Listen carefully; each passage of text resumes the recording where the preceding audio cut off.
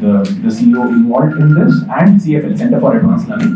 ಈ ಕಾರ್ಯಕ್ರಮಗಳಲ್ಲಿ ನಾವು ಏನ್ ಮಾಡ್ತೀವಿ ಅಂತ ಹೇಳಿದ್ರೆ ಗವರ್ಮೆಂಟ್ ಕಾಲೇಜಸ್ ಹಾಗೂ ಏಡೆಡ್ ಕಾಲೇಜಸ್ ಅಲ್ಲಿ ಓದುತ್ತಿರುವಂತಹ PU ಮಕ್ಕಳಿಗೆ ನಾವು ಫ್ರೀ JEE ಹಾಗೂ ನೀಟ್ ಕೋಚಿಂಗ್ ನ ಪ್ರೊವೈಡ್ ಮಾಡ್ತಾ ಇದ್ದೀವಿ. ನಿಮ್ಗೆ ಎಲ್ಲರಿಗೂ ಗೊತ್ತಿರುವ ಹಾಗೆ ಇವತ್ತಿನ ದಿನ ಇಂಡಿಯಾದಲ್ಲಿ ಯಾವುದೇ ಫೀಲ್ಡ್ ಅಲ್ಲಿ ನೀವು ಹೋಗ್ತೀರಾ ಅಂತ ಹೇಳಿದ್ರು ಅದರಲ್ಲಿ ಒಂದು ಕಾಂಪಿಟೇಟಿವ್ ಆದ ಒಂದು ಎಂಟ್ರೆನ್ಸ್ ಎಕ್ಸಾಮ್ ಇದ್ದೇ ಇರ್ತದೆ. ಆ ನಿಟ್ಟಿನಲ್ಲಿ ಇಂಜಿನಿಯರಿಂಗ್ ಮತ್ತೆ ಮೆಡಿಕಲ್ ಗೆ ಬೇಕಿರುವಂತಹ ಎಂಟ್ರೆನ್ಸ್ ಎಕ್ಸಾಮ್ ಏನಿದೆ JEE ಇರ್ಬೋದು, CET ಇರ್ಬೋದು, ನೀಟ್ ಇರ್ಬೋದು, ಈ ಎಕ್ಸಾಮ್ಸ್ ಗೆಲ್ಲ ನಾವು CFL ಅಲ್ಲಿ ಕಳೆದ 15-20 ವರ್ಷದಿಂದ ಟ್ರೈನಿಂಗ್ ಮಾಡ್ತಾ ಇದ್ದೀವಿ. ಇದರಲ್ಲಿ ಹೋದ ವರ್ಷದಿಂದ ನಾವು ಈ ಒಂದು ಕಾರ್ಯಕ್ರಮ ಶುರು ಮಾಡಿದ್ವಿ. ಬೇರೆ ಗವರ್ಮೆಂಟ್ ಕಾಲೇಜ್ ಹಾಗೂ ಏಡೆಡ್ ಕಾಲೇಜಲ್ಲಿ ಓದುವಂತಹ ಮಕ್ಕಳಿಗೆ ಒಂದು ಫ್ರೀ ಎಜುಕೇಶನ್ ಕೊಡುವ ಅಂತ ಹೇಳಿ. ಅದರಲ್ಲೂ ನಾವು ಯಾವ ರೀತಿ ಮಾಡ್ತಾ ಇದೀವಿ ಅಂತ ಹೇಳಿದ್ರೆ ಅವರಿಗೆ ಒಂದು ಸೆಲೆಕ್ಷನ್ ಪ್ರಾಸೆಸ್ ಅಂತ ಇಟ್ಟಿದ್ದೇವೆ. ಈ ಸೆಲೆಕ್ಷನ್ ಪ್ರಾಸೆಸ್ ಹೇಗೆ ಅಂತ ಹೇಳಿದ್ರೆ ಈ ವರ್ಷನು ಇದು 2ನೇ ವರ್ಷ ಮಂಗಳೂರಿನ ಒಂದು 10 ಗವರ್ಮೆಂಟ್ ಹಾಗೂ ಏಡೆಡ್ ಕಾಲೇಜಸ್ ಅಲ್ಲಿ ಒಂದು ಎಂಟ್ರೆನ್ಸ್ ಎಕ್ಸಾಮ್ ಮಾಡಿ ಅವರ 10ನೇ ತರಗತಿಯ ಸೈನ್ಸ್ ಹಾಗೂ ಮ್ಯಾಥ್ಸ್ ಸಿಲೆಬಸ್ ಮೇಲೆ ಒಂದು ಎಂಟ್ರೆನ್ಸ್ ಎಕ್ಸಾಮ್ ಮಾಡಿ ಅದರಲ್ಲಿ ಒಂದು 100 ಮಕ್ಕಳನ್ನ ಶಾರ್ಟ್ ಲಿಸ್ಟ್ ಮಾಡಿ ಅವರಿಗೆ ಸೆಕೆಂಡ್ ರೌಂಡ್ ಗೆ ಸೆಲೆಕ್ಟ್ ಮಾಡಿದ್ವಿ. ಆ ಸೆಕೆಂಡ್ ರೌಂಡ್ ಯಾವ ರೀತಿ ಅಂತ ಹೇಳಿದ್ರೆ ಅವರೊಂದು ಸ್ಟೇಟ್ಮೆಂಟ್ ಆಫ್ ಪರ್ಪಸ್ ಅಂತ ಬರೆದು ಮತ್ತು ಅವರ ಬೇರೆ ಡೀಟೇಲ್ಸ್ ಫೈನಾನ್ಷಿಯಲ್ ಇರ್ಬೋದು, ಎಕನಾಮಿಕಲ್ ಡೀಟೇಲ್ಸ್ ಇರ್ಬೋದು, ಇದನ್ನೆಲ್ಲ ಬರೆದು ನಮಗೆ ಕೊಡ್ಬೇಕಾಗತ್ತೆ. ಅದರಲ್ಲಿ ನಾವು 40 ಮಕ್ಕಳನ್ನ ಶಾರ್ಟ್ ಲಿಸ್ಟ್ ಮಾಡಿ ನಾನಾ ರೀತಿಯ ಬ್ಯಾಕ್ ಗ್ರೌಂಡ್ ಇಂದ ಬಂದಿರುವಂತಹ ಮಕ್ಕಳಿಗೆ ಶಾರ್ಟ್ ಲಿಸ್ಟ್ ಮಾಡಿ ಈ ರೀತಿಯ ಒಂದು ಕೋಚಿಂಗ್ ಅನ್ನ ಫ್ರೀ ಆಗಿ ಕೊಡ್ತಾ ಇದ್ದೇವೆ. ಸಾಮಾನ್ಯವಾಗಿ ನಮ್ಮಲ್ಲಿ ಈ ಕೋಚಿಂಗ್ ಗೆ ದುಡ್ಡು ಕೊಟ್ಟು ಸೇರುವವರು ಇದ್ದಾರೆ, ಅಂದ್ರೆ ಒಳ್ಳೆ ಫೈನಾನ್ಷಿಯಲ್ ಬ್ಯಾಕ್ ಗ್ರೌಂಡ್ ಇರುವವರು. ಅವರಿಗೆ ನಾವು ಇದಕ್ಕೆ ವರ್ಷಕ್ಕೆ 1 ಲಕ್ಷ ಚಾರ್ಜ್ ಮಾಡ್ತೇವೆ. ಆದ್ರೆ ಈ ಮಕ್ಕಳಿಗೆ ಅದೇ ಕೋಚಿಂಗ್, ಅದೇ ಕ್ಲಾಸ್ ರೂಮ್, ಅದೇ ಫ್ಯಾಕಲ್ಟಿ ಇಂದ ನಾವು ಪಾಠ ಮಾಡಿಸ್ತೇವೆ ಪ್ರತಿ ದಿನ. ಇದು ಹತ್ರ 2 ವರ್ಷದ ಅವಧಿಯಲ್ಲಿ 1200ರಿಂದ 1300 ಗಂಟೆಗಳ ಕಾಲ ಪಾಠ ಅವರಿಗೆ ನೆರವೇರುತ್ತೆ. ಅದ್ರ ಜೊತೆಗೆ ಎಕ್ಸಾಮ್ಸ್, ಟೆಸ್ಟ್ಸ್, ಮೆಂಟರಿಂಗ್ ಇದೆಲ್ಲ ನಾವು ಈ ಮಕ್ಕಳಿಗೆ ಮಾಡಿಕೊಡ್ತಿದ್ದೇವೆ. ಸೊ ಇದನ್ನು ಅವರಿಗೆ ಸಂಪೂರ್ಣವಾಗಿ ಫ್ರೀ ಮಾಡೋದಲ್ಲದೆ ಅವರಿಗೆ ಅದಕ್ಕೆ ಬೇಕಿರುವಂತಹ ಪಠ್ಯ ಪುಸ್ತಕಗಳು, ಸ್ಟಡಿ ಮೆಟೀರಿಯಲ್ಸ್ ಇದನ್ನು ಎಲ್ಲ ಅವರಿಗೆ ಉಚಿತವಾಗಿ ನಾವು ಕೊಡ್ತಾ ಇದ್ದೇವೆ. ಸೊ ಈ ಒಂದು ನಮ್ಮ ಇನಿಷಿಯೇಟಿವ್ ತಗೊಳ್ಳಿಕ್ಕೆ ಮುಖ್ಯ ಪಾತ್ರಧಾರರು ನಮ್ಮ ಜಿಲ್ಲಾ ಪಂಚಾಯತ್ CEO ಆಗಿರುವವರು ಡಾಕ್ಟರ್ ಆನಂದ್ ಸರ್ ಹಾಗೂ ನಮ್ಮ DDPO ಜಯಣ್ಣ ಸರ್ ಅವರು. ಇವರ ಒಂದು ಮಾರ್ಗದರ್ಶನ, ಇವರ ಒಂದು ಸಪೋರ್ಟ್ ಇಂದಾಗಿ ನಮ್ಗೆ ಈ ರೀತಿಯ ಕಾಲೇಜಸ್ಗೆ ಹೋಗಿ ಆ ಸರ್ಕ್ಯುಲರ್ಸ್ ನ ಕೊಟ್ಟು ಎಕ್ಸಾಮ್ಸ್ ಮಾಡುವಂತಹ ಒಂದು ಆಪರೇಷನಲಿ ಸ್ಮೂತ್ ಮಾಡಿ ಕೊಟ್ಟದ್ರಿಂದ ನಮ್ಗೆ ಈ ರೀತಿಯ ಒಂದು ಎಕ್ಸಾಮ್ ಮಾಡಿ we were able to progress. ಇದಲ್ಲದೆ ಹೋದ ವರ್ಷ ನಾವು ಶುರು ಮಾಡಿದ ಹೋದ ವರ್ಷ CM's chief ministers book of best governance practices ಅನ್ನೋ ಒಂದು ಪುಸ್ತಕ ಅವರು ಪ್ರತಿ ವರ್ಷ ಬಿಡುಗಡೆ ಮಾಡ್ತಾರೆ. ಆ ಪುಸ್ತಕದಲ್ಲಿಯೂ ಈ ಒಂದು ಎಕ್ಸಾಮ್, ಈ ಒಂದು ಕಾರ್ಯಕ್ರಮ ಏನಿದೆ ಪ್ರಗತಿ ಕಾರ್ಯಕ್ರಮ ಹೈಲೈಟ್ ಆಗಿತ್ತು. ಎಜುಕೇಶನ್ ಫೀಲ್ಡ್ ಅಲ್ಲಿ ಬೆಸ್ಟ್ ಪ್ರಾಕ್ಟೀಸಸ್ ಅನ್ನೋ ಒಂದು ಕ್ಯಾಟಗರಿಯಲ್ಲಿ ಈ ಒಂದು ಪ್ರಾಕ್ಟೀಸ್ ನ ಅವರು ಹೈಲೈಟ್ ಮಾಡಿದ್ರು. ಇದನ್ನ ನಾನಾ ರೀತಿಯ ಬೇರೆ ಜಿಲ್ಲೆಯಲ್ಲೂ ಇದನ್ನ ಮುಂದೆ ನಾವು ಮಾಡಬೇಕು ಅಂತ ಇದ್ದೇವೆ. ಆದ್ರೆ ಈಗ ಸದ್ಯಕ್ಕೆ ವಿ ಆರ್ ಸ್ಟಾರ್ಟಿಂಗ್ ಸ್ಮಾಲ್. ನಮ್ಮ ಮಂಗಳೂರಲ್ಲಿರುವಂತಹ ಮಕ್ಕಳಿಗೆ ಇದನ್ನ ಸ್ಟಾರ್ಟ್ ಮಾಡಿ ಮುಂದೆ ನೋಡುವ ಯಾವ ರೀತಿ ಇದನ್ನ ಪ್ರೋಗ್ರೆಸ್ ಮಾಡಬಹುದು ಅಂತ. ಸೊ ಈ ರೀತಿಯಲ್ಲಿ ನಮ್ಮ ಒಂದು ಕಾರ್ಯಕ್ರಮ ನಡೀತಾ ಇದೆ. ಇದರ ಸಲುವಾಗಿ ಯಾವ ರೀತಿ ಒಂದು ಚಾಲೆಂಜಸ್ ಅಥವಾ ಸಪೋರ್ಟ್ ಇತ್ತು ಅಂತ ನಮ್ಮ CEO ಸರ್ ಫ್ರಮ್ ಜಿಲ್ಲಾ ಪಂಚಾಯತ್ ಆನಂದ್ ಸರ್ ಮಾತಾಡ್ತಾರೆ. ಇದು 2ನೇ ವರ್ಷ ಈ ಪ್ರಗತಿ ಕಾರ್ಯಕ್ರಮದಲ್ಲಿ. ಈಗ ನಮ್ಮ ಸರ್ಕಾರಿ ಶಾಲೆಗಳಲ್ಲಿ ಮತ್ತೆ ಏಡೆಡ್ ಕಾಲೇಜಸ್ ನಲ್ಲಿ ಓದ್ತಾ ಇರುವಂತಹ ವಿದ್ಯಾರ್ಥಿಗಳಿಗೆ ಒಂದು ಎಂಟ್ರೆನ್ಸ್ ಕೋಚಿಂಗ್ ಅನ್ನು ಫ್ರೀ ಆಗಿ ಕೊಡಿಸುವಂತದ್ದು ಈಗ CFL ಸಂಸ್ಥೆಯಿಂದ ಈಗ ನಡೀತಾ ಇದೆ. This is second year. So ಇದನ್ನು ಮಾಡುವಂತಹ ಒಂದು ಸೋಷಿಯಲ್ ರೆಸ್ಪಾನ್ಸಿಬಿಲಿಟಿಯನ್ನು ಈ CFL ಇನ್ಸ್ಟಿಟ್ಯೂಷನ್ ಅವರು ತಗೊಂಡಿರುವಂತದ್ದು it is very good thing and it's a positive thing. So ಇದರಲ್ಲಿ ಈಗ ಸ್ಟೆಪ್ಸ್ ಅನ್ನು ನಾವು ತುಂಬಾ ಡೀಟೈಲ್ಡ್ ಆಗಿ ಮಾಡಿದ್ದೇವೆ. ಸೊ ಫಿನಾನ್ಷಿಯಲಿ ಆರ್ಥಿಕವಾಗಿ ಹಿಂದುಳಿದಂತ ಒಂದು ವಿದ್ಯಾರ್ಥಿಗೆ ಈಗ ಒಂದು ಕಾಂಪಿಟೇಟಿವ್ ಎಕ್ಸಾಮಿನೇಷನ್ ಅಂತ ಕೂಡಲೇ especially in place like Mangaluru ಸಾಕಷ್ಟು ಎಜುಕೇಶನ್ ಇನ್ಸ್ಟಿಟ್ಯೂಷನ್ಸ್ ಇದೆ. ಈ ಕಾಂಪಿಟೇಟಿವ್ ಎಕ್ಸಾಮಿನೇಷನ್ ಕೋಚಿಂಗ್ ಫೀಸ್ ತುಂಬಾ ಹೆಚ್ಚಿರ್ತದೆ. ಸೊ ಈಗ market value of the fees ಎಲ್ಲ ಹೇಳಿದ್ರೆ ಹತ್ರ ಒಂದು ವರ್ಷಕ್ಕೆ ಸುಮಾರು 80,000 to 1 lakh rupees ವಿದ್ಯಾರ್ಥಿಗೆ ಆಗುವಷ್ಟು ಒಂದು ಸಿಚುವೇಶನ್ ಇದೆ. ಸೊ ಈ ನಿಟ್ಟಿನಲ್ಲಿ ಈಗ ಸಾಕಷ್ಟು ವಿದ್ಯಾರ್ಥಿಗಳು ಎಸ್ಪೆಷಲಿ ಎಕನಾಮಿಕಲಿ ವೀಕರ್ ಸೆಕ್ಷನ್ಸ್ ಇಂದ ಬಂದಿರುವಂತಹ ವಿದ್ಯಾರ್ಥಿಗಳಿಗೆ ಈ ಕೋಚಿಂಗ್ ಅನ್ನು ಈ ಫೀಸ್ ಪೇ ಮಾಡಿ ಅವರು ಓದುವಂಥದ್ದು ಆಗ್ತಾ ಇಲ್ಲ. ಸೊ ಆ ಒಂದು ವಿಷಯವನ್ನು ನಾವೆಲ್ಲ ಗಮನದಲ್ಲಿ ಇಟ್ಟುಕೊಂಡು ಈ ಪ್ರಗತಿ ಕಾರ್ಯಕ್ರಮವನ್ನು ನನ್ನ ಹಿಂದೆ ಪ್ರೆಡಿಸಿಸರ್ ಇದನ್ನು ಸ್ಟಾರ್ಟ್ ಮಾಡಿದ್ದಾರೆ.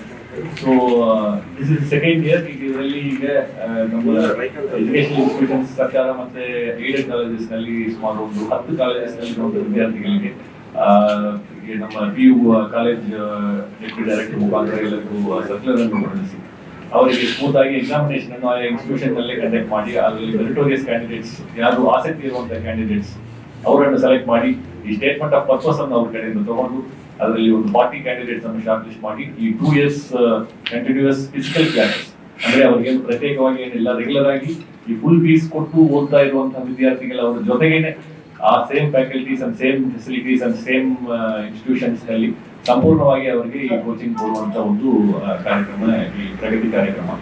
So this has to expand ಅಂತ ನಾನು ಆಲ್ರೆಡಿ ಈಗ ಮಿಸ್ಟರ್ ವಿಜಯ್ ಮೊರಾಸಿಲ್ ಇದ್ದಾರೆ CFL ಡೈರೆಕ್ಟರ್, ಅವ್ರಿಗೂ ಕೂಡ ನಮ್ಮ ಜಿಲ್ಲಾ ಪಂಚಾಯತ್ ವತಿಯಿಂದ ತುಂಬಾ ಅಭಿನಂದನೆಗಳನ್ನು ಸಲ್ಲಿಸ್ತೇನೆ. This is an very important initiative and this is an replicable model.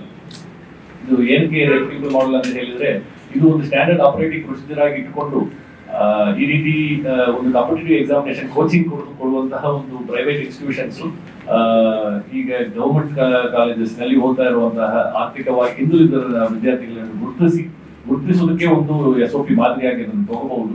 ಗುರುತಿಸಿ ಅವ್ರ ಕ್ಲಾಸಸ್ ನಲ್ಲಿ ಅವ್ರ ಕ್ಲಾಸ್ ರೂಮ್ ನಲ್ಲಿ ಈ ಉಚಿತವಾಗಿ ಅವರಿಗೆ ಈ ಕೋಚಿಂಗ್ ಅನ್ನು ಕೊಡುವಂತ ವ್ಯವಸ್ಥೆಯನ್ನು ಮಾಡಲಿಕ್ಕೆ ಅವಕಾಶ ಇರ್ತದೆ. So this is a replicable model which can be adapted by other institutions as well. So ಇದು ಸೆಕೆಂಡ್ ಇಯರ್ ಮಾಡ್ತಾ ಇದ್ದಾರೆ. They want to scale it up and ಅವರು ಇನ್ಫ್ರಾಸ್ಟ್ರಕ್ಚರ್ ಅಂಡ್ ಅದರ್ ಕನ್ಸ್ಟ್ರೈನ್ಸ್ ಇದ್ರೂ ಕೂಡ they want to go beyond the constraints and do this as an social responsibility initiative. So in this occasion I thank the institution for having Susan our ಈಗ ಸರ್ಕಾರಿ PU ಕಾಲೇಜಲ್ಲಿ ವಿದ್ಯಾರ್ಥಿಗಳನ್ನು select ಮಾಡೋದಕ್ಕೆ thanks ಹೇಳ್ತೇನೆ. ಇದೇ ರೀತಿ ಬೇರೆ ಬೇರೆ ಎಜುಕೇಶನ್ ಇನ್ಸ್ಟಿಟ್ಯೂಷನ್ಸ್ ಅವರು ಕೂಡ ಈ SOP ಅನ್ನು ಮಾದರಿಯಾಗಿ ಇಟ್ಕೊಂಡು ಮುಂದೆ ಬಂದು ಈಗ ಈ ಒಂದು ಪ್ರಗತಿ ಕಾರ್ಯಕ್ರಮದ ಜೊತೆಗೆ ಕೈ ಜೋಡಿಸಬೇಕು ಅನ್ನುವಂಥದ್ದನ್ನು ನಾವು ಕೇಳ್ಕೊಳ್ತೇವೆ. ಸೊ ಇಲ್ಲಿ ಇವತ್ತು ಕರೆದು ಮಾತಾಡ್ಲಿಕ್ಕೆ ಅವಕಾಶ ಕೊಟ್ಟಿರುವಂತ ಎಲ್ಲರಿಗೂ ಧನ್ಯವಾದಗಳು. Thank you.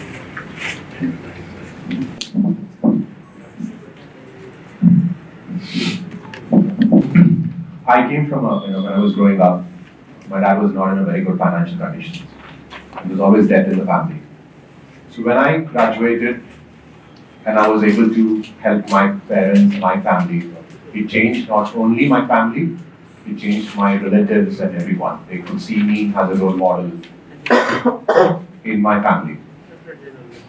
When one person changes in the family, it's not just that person who changes.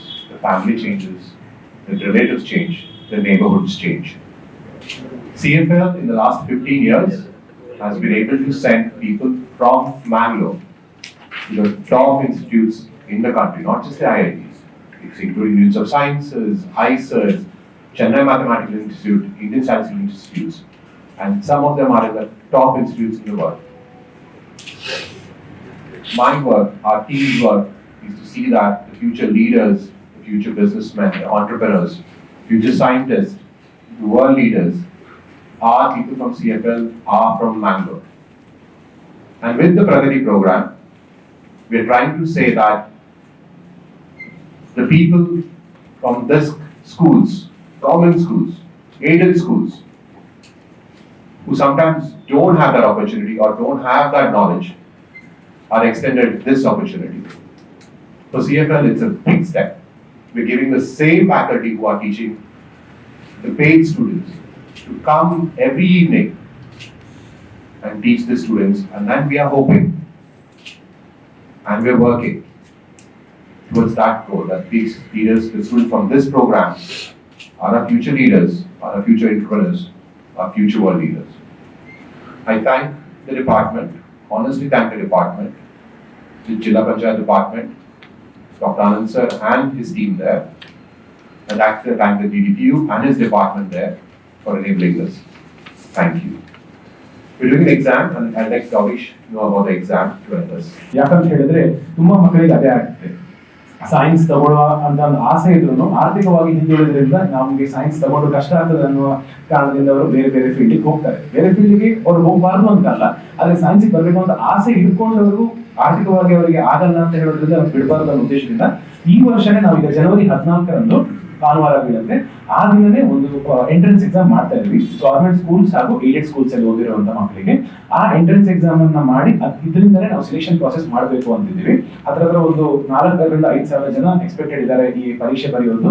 And ಈ ಪರೀಕ್ಷೆನ ನಾವು ಪ್ರೆಸೆಂಟ್ ಸ್ಕೂಲ್ ಅಲ್ಲಿ ಮಾಡ್ತಾ ಇದ್ದೀವಿ. ಅದನ್ನು ಒಂದು ಏಡೆಡ್ ಸ್ಕೂಲ್ ಆಗಿರೋದ್ರಿಂದ ಅಂಡ್ ಸೆಂಟ್ರಲ್ ಇರೋದ್ರಿಂದ ನಾವು ಅಲ್ಲೇ ಮಾಡ್ತಾ ಇದ್ದೀವಿ. ಎಲ್ಲಿವರೆಗೆ ಅಂತ ಹೇಳಿದ್ರೆ ಈಗ ನಮ್ಮ CFL ನ ತರಗತಿ ಏನೀಗ ಪ್ರಗತಿ ಕಾರ್ಯಕ್ರಮದ ತರಗತಿಗಳ ಏನಾಗ್ತಿದೆ, ಕ್ಲಾಸಸ್ ಏನಾಗ್ತಿದೆ, ಇದನ್ನ ನಾವು ಪ್ರೆಸೆಂಟ್ ಸ್ಕೂಲ್ ಅಲ್ಲೇ ಆರ್ಗನೈಸ್ ಮಾಡಿದೀವಿ. ಯಾಕಂತ ಹೇಳಿದ್ರೆ ಇದು ಸೆಂಟ್ರಲ್ ಇರೋದ್ರಿಂದ ಅವರಿಗೆ ಕಮ್ಯುನಿಕೇಶನ್ ಸುಲಭ ಆಗಲಿ, ಬಸ್ ಇಟ್ಕೊಂಡು ಬೇರೆ ಬೇರೆ ಹಳ್ಳಿಗಳಿಂದ ಬರ್ತಾರೆ, ಅವರಿಗೆಲ್ಲ ಸುಲಭ ಆಗಲಿ ಅನ್ನೋ ಉದ್ದೇಶದಿಂದ ನಾವು ಬೆಸೆಂಟ್ ಕಾಲೇಜಲ್ಲೇ ಮಾಡ್ತಾ ಇದ್ದೀವಿ ನಮ್ಮ ಕ್ಲಾಸಸ್ನ, ನಮ್ಮ ಮಕ್ಕಳಿಗೂ ಸೇರಿಸಿ ಅಲ್ಲೇ ಮಾಡ್ತಾ ಇದ್ದೀವಿ. ಸೊ ಈ ವರ್ಷ ಈ ಒಂದು ಪರೀಕ್ಷೆ ಏನಿದೆ, ಎಂಟ್ರೆನ್ಸ್ ಎಕ್ಸಾಮ್ ಏನಿದೆ, ನಾವು ಜನವರಿ 14ರಂದು DDPU ಸರ್ ಮುಖಾಂತರ, DDPI ಸರ್ ಮುಖಾಂತರ ಹಾಗೂ ಜಿಲ್ಲಾ ಪಂಚಾಯತ್ CO ಸರ್ ಮುಖಾಂತರ ಸುತ್ತೋಲೆಗಳನ್ನ ಕಳಿಸಿ ಎಲ್ಲ ಶಾಲೆಗಳಿಂದ ಈ ರಿಜಿಸ್ಟ್ರೇಷನ್, ಫ್ರೀ ರಿಜಿಸ್ಟ್ರೇಷನ್ಸ್ ತಗೊಂಡು ಈ ಪ್ರಗತಿ ಕಾರ್ಯಕ್ರಮದ 2024 ಎಪಿಸೋಡ್ಗೆ ಅವರನ್ನ ಮಾಡ್ಕೊತಿದ್ದೀವಿ. So this is the whole programme and the layout. Last year ಮಾಡಿದ್ದು ನೀವು PUC 1 ಈಗ ಲಾಸ್ಟ್ ಇಯರ್ ಹೌದು, ಇದು 2 years ಪ್ರೋಗ್ರಾಮ್ ಆಗಿರೋದ್ರಿಂದ ಹೋದ ವರ್ಷ ಸ್ಟಾರ್ಟ್ ಮಾಡಿದಾಗ ಬರೀ ಫಸ್ಟ್ PUC ಮಕ್ಕಳಿಗೆ ಸ್ಟಾರ್ಟ್ ಮಾಡಿದ್ವಿ. ಈ ವರ್ಷ ಅವರು ಸೆಕೆಂಡ್ PUC ಎಕ್ಸಾಮ್ ಬರೆದು ಈ ಕಾಂಪಿಟೇಟಿವ್ ಎಕ್ಸಾಮ್ಸ್ ಲಾಸ್ಟ್ ಇಯರ್ ಅದನ್ನ ಈ ಸಲ ಫಸ್ಟ್ PUC ಅವರು ಇದೆಯಾ?